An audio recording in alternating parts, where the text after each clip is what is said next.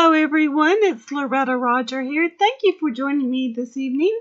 I am going to be making a one-layer card using a stamp from Stampin' Bella. My adhesive today is from Scrapbook Adhesives. I am also going to be using some pattern paper from my collection.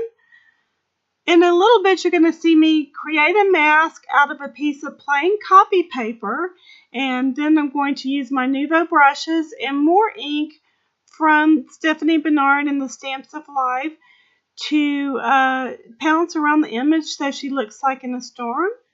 I'm going to color her in with my Copic markers and then cut it out and finish it off with some crystal effects from Ranger.